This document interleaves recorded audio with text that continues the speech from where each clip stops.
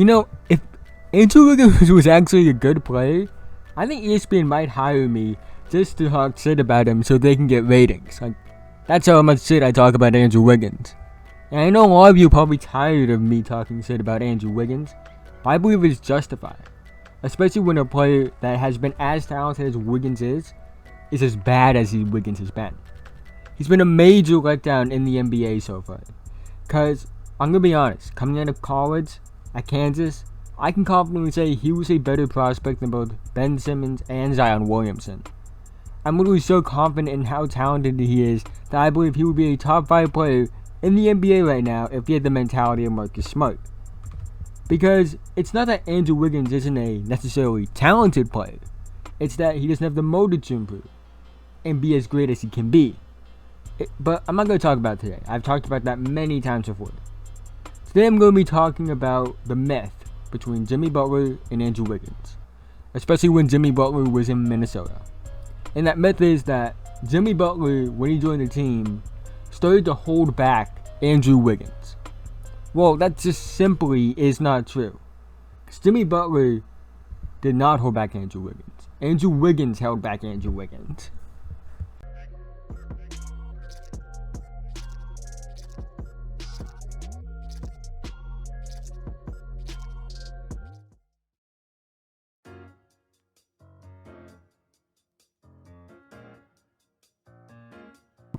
As many of you may know, Andrew Wiggins was the first overall pick in the 2014 NBA Draft by the Cleveland Cavaliers. He would be traded to the Minnesota Timberwolves in exchange for Kevin Love before the season started. He would win Rookie of the Year, and through his first 3 years in the league, he would average 20.4 points a game, 4.1 rebounds a game, and 2.1 assists per game on 45% shooting from the field and 33% shooting from 3. Those are some good stats from a player in his first 3 years in the league, and he showed a lot of promise. And his best season was his third season, when he averaged almost 24 points per game, 4 rebounds per game, and 2.3 assists per game on 45.2% shooting from the field, and a career-high 35.6% shooting from 3. However, entering his 4th year, the Minnesota Timberwolves would trade for Jimmy Butler, an established All-NBA player that many consider to be a top 15 player in the league. Because of this, Andrew Wiggins' point production would drop from 23.6 to 17.7. Many would write this off as him adjusting to a role as a third option. And after Jimmy Butler would go on an epic tirade against the Timberwolves, including taking the third stringers, beating the starters, and acting like a giant bully, it led many to believe that Jimmy Butler was not only a problem for the team, but he was holding back the future superstar Andrew Wiggins. Well, that's simply not the case. In fact, I'm gonna be honest, Andrew Wiggins was a bad third option. So, according to many, Andrew Wiggins was the third option. It made sense. He was third in scoring behind Jimmy Butler and Karl-Anthony Towns. And Jimmy Butler and Karl-Anthony Towns were established all-star, all-NBA caliber players. And Andrew Wiggins was expected to take that back seat to the more established players. However, when you realize he took more shots than both of them, it really makes you question if he was a real third option or just an inefficient scorer that was hurting the team more than helping the team. To put some context into what I mean by this, look at James Harden in his final year in OKC when he won 6th Man of the Year. He took 9 less shots than Westbrook and KD. When Chris Bosh was in Miami, as the third option, he was always third on the team in shot attempts. Because when you're the third option on a team, you usually get the third most shots on the team. Could you imagine if James Harden, who was an unestablished 6th man, would be taking more shots than an established All-NBA point guard in Russell Westbrook and one of the best scorers in the game in Kevin Durant? Could you imagine if Bosh was taking more shots than LeBron? Could you imagine if Andrew Wiggins took more shots than 2 established top 20 players? Oh wait, he did do that. My point is, how can you say Andrew Wiggins was limited to being a third option when he took more shots than most third options would, took more shots than the first option on the team did, and the second option on the team did?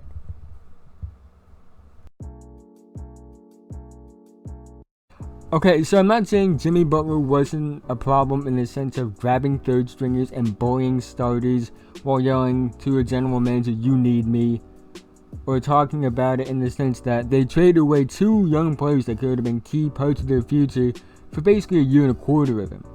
I'm talking about in the sense that he was hurting Wiggins in the team. Because I find it funny that the Timberwolves were a lottery team without Jimmy Butler, but they were a playoff team with Jimmy Butler. In fact, had Butler not gotten injured, they would have been maybe a top 3 seed. And if Jimmy Butler was such a problem to the team, how come he didn't hurt Cat and his production? Because Cat still made an All-NBA team that year. Jimmy Butler was much more of a positive as an impact on the Wolves. In fact, I would go as far to say that what Jimmy Butler was in Philly, that's what the Wolves thought Wiggins would be when they traded for Butler. A player that wasn't necessarily the main option or the second option, but knew when to take over. And someone as talented as Andrew Wiggins should have been able to do that. But he didn't. So why did I make this video? Well, the easy answer would be I want to make fun of Andrew Wiggins because that's my thing on this channel, as many of you may know. But I wanted to talk about this because I feel like a lot of people have woken up about Andrew Wiggins, but I also feel like there's still the people that like to give Andrew Wiggins excuses that he doesn't deserve necessarily. Oh, but he was good a few years ago. Well, a few years ago, that team was, oddly enough, getting the 5th pick in the draft because they were the 5th worst team in the league. Also, I would like to remind you that this is a team that wasn't very good, so Andrew Wiggins probably was putting up somewhat empty stats. And to say that Jimmy Butler held back Andrew Wiggins, but also was the reason that they made the playoffs, it's kind of funny to me that people would think that, because it's really just another excuse for Andrew Wiggins. But when you look at it in reality, Wiggins was holding back Wiggins. Jimmy Butler was doing what he needed to do to make sure the Timberwolves were winning.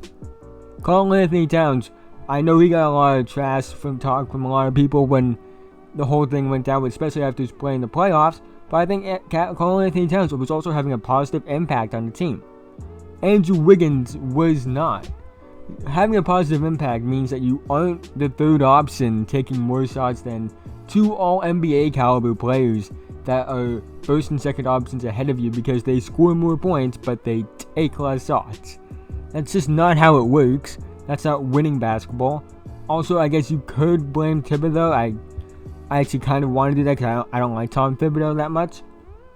But at the same time, what does it mean? Is Andrew Wiggins a problem? Yeah, he kind of is. His contract is massive. He drove out the whole one reason the Wolves were a winning team, because he was just not caring at the moment. So yeah, I don't know. This just ran at the end, but thank you for watching this video, though. I hope you enjoyed. Feel free to like and subscribe, and check my out more content below. Make sure to follow me on social media. Links to those will be in the description as always. And have a nice day, guys.